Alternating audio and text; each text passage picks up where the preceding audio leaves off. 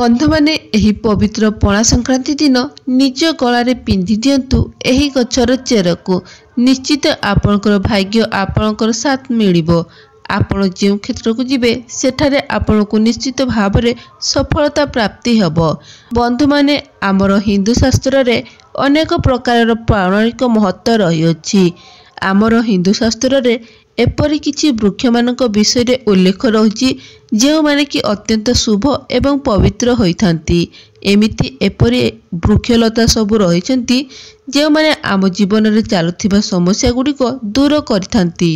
सबुठारु विशेष कथा होछि जे वृक्षलता ना केवल लोक माने पूजा करथांती बरम एहाको आमर जीवन रक्षाकारी औषध रूपे मध्य आमे व्यवहार करथाउ।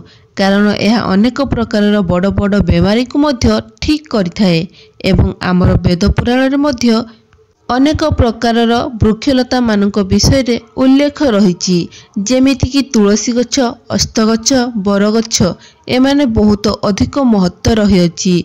तेबे बंधु माने आमे समस्ते अस्त गछर पूजा काहेकि करिथाउ?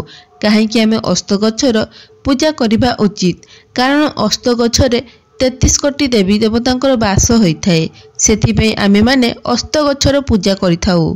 एवं बर गछर पूजा आपण माने देखिथिबे निश्चय। जे माने सावित्री व्रत करिथांती से माने बर गछर पूजा करिथांती।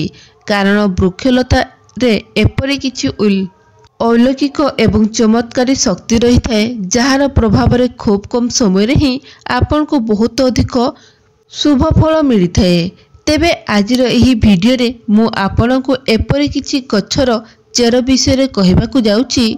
जदि एही पणा संक्रांति दिन आपण एही गछर चेर को ताबिज रे पुराई निज शरीर रे बा निज गला रे धारण करंती ताहाले आपणकर भाग्यर ताला खली जिवो। सेथिपई आपण माने वीडियोटी को शेष पर्यंत निश्चय देखंतु। ता पूर्व वीडियो को गोटे लाइक करी चैनल टी को सब्सक्राइब करी कमेंट बॉक्स रे जय मां लक्ष्मी निश्चय लिखंतु।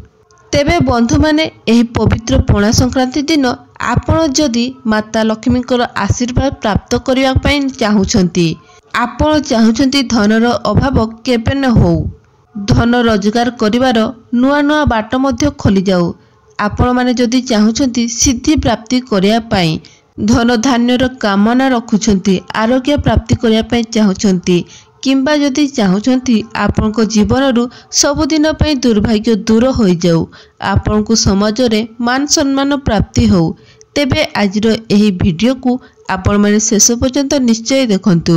कारण आजिर एही वीडियो रे मु आपण को एही पवित्र पणा संक्रांति दिन आपण जदि एही 5टी चेर विषय को जानि नेबे तेबे एवं आपण को निज गला रे धारण करिवे देखिबे निश्चित भाव में आपनकर मनस्कामना पूर्ण हबो।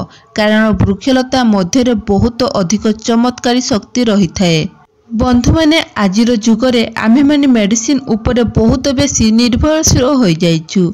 मात्र आपण माने जानिछंती प्राचीन जुगरे आमे माने समस्ते आमर पूर्वपुरुष माने जड़ीबूटीर व्यवहार करुथिले जहाँकि एही वृक्षलता मानक ठारू ही प्राप्ति होउथिला एवं एही जड़ीबूटी माध्यम रे बहुत बड़ बड़ रोगर निवारण होउथिला। सेथिबे वृक्षलता माने धार्मिक दृष्टिकोणरू आध्यात्मिक दृष्टिकोणरू आमको सब प्रकार ही लाभ प्रदान करिथांती। तो सर्वप्रथमे एही पवित्र पणा संक्रांति दिन आपण 5टी जिनिष मध्यरू कौनसी भी चेर को नहीं आसंतु एवं यथा विधि सहित पूजा अर्चना करला परे आपण एही चेर को निज गला धारण करंतु। तापरे आपण सेही जिनिष गुड़िक निश्चित भाव में प्राप्ति करिपरिबे जेउ जिनिषर आपण कामना रखी एही चेर को धारण करिसंती। तेबे बंधु माने प्रथम रे होची चमेली गछर चेर आनिबार अछि। बंधु माने चमेलीर गछ चेर रे बा मूल रे दैविक शक्ति मानकर वास होई थाए। कारण आपण माने जानिथिबे चमेलीर तेल आमे माने भगवान हनुमान को अर्पण करिथाउ।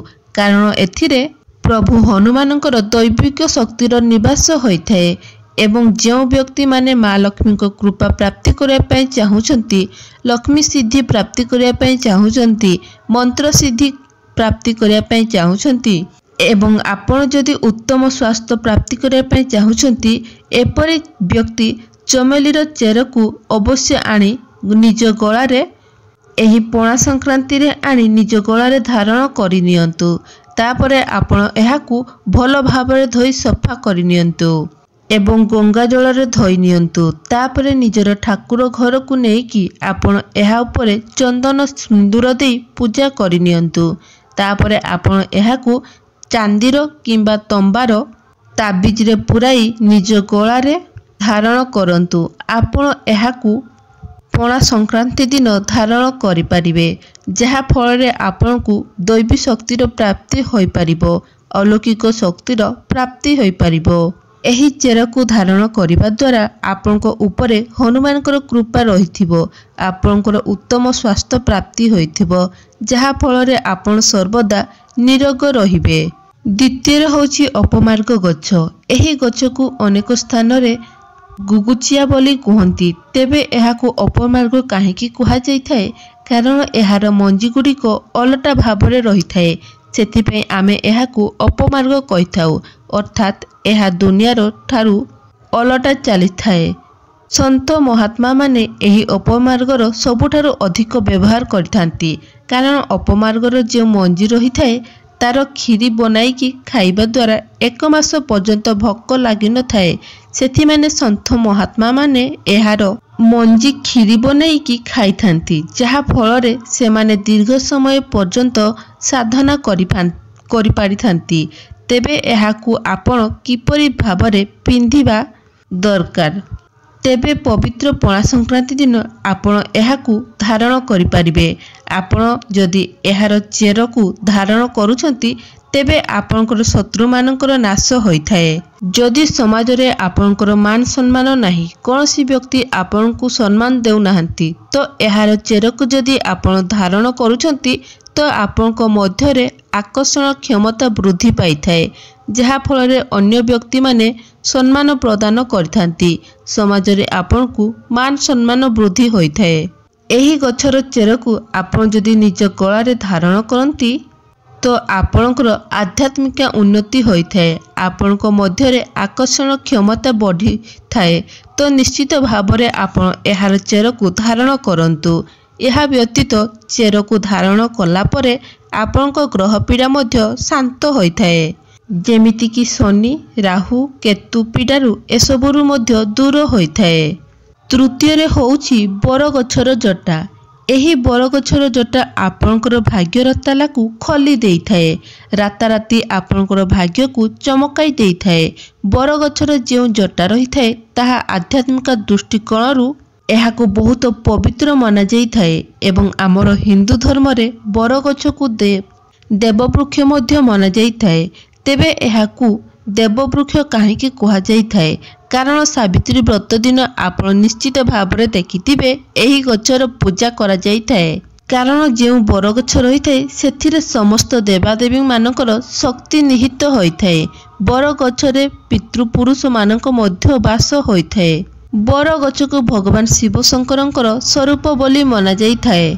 तो आपण जदि निजर भाग्य को चमकाइबा पई चाहुछंती, आपण निजर आध्यात्मिक उन्नति करिया पई चाहुछंती, तेबे एही पवित्र पणा संक्रांति दिन बर गछरु खंडिए जटा नहीं आसंतु एवं ताहाकू निजर ठाकुर घरे पूजा अर्चना करंतु।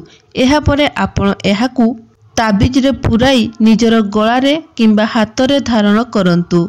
एही गछर जटा को धारण कला परे आपनकू निश्चित भावरे 20 रु 25 चमत्कारी लाभ प्राप्ति होइथाए।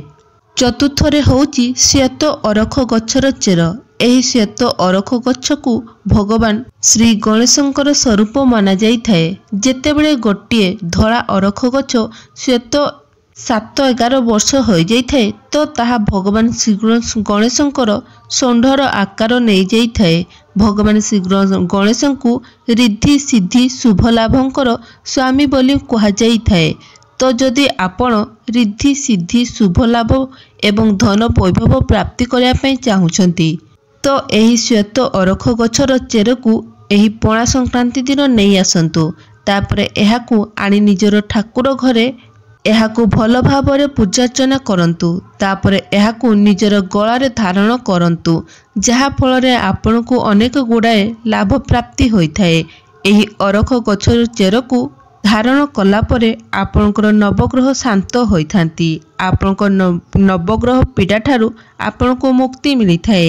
ବିଶେଷ କରି ବୃଦ୍ଧ ଗ୍ରହ ଯଦି ଆପଣଙ୍କର କୁଣ୍ଡଳୀରେ ଦୁର୍ବଳ ଥାନ୍ତି ତେବେ ମଜବୁତ ସ୍ଥିତିକୁ ଆସିଥାନ୍ତି ଏବଂ ବୃଦ୍ଧ ଗ୍ରହଙ୍କର ପୀଡ଼ା ଦୂର ହୋଇଥାଏ।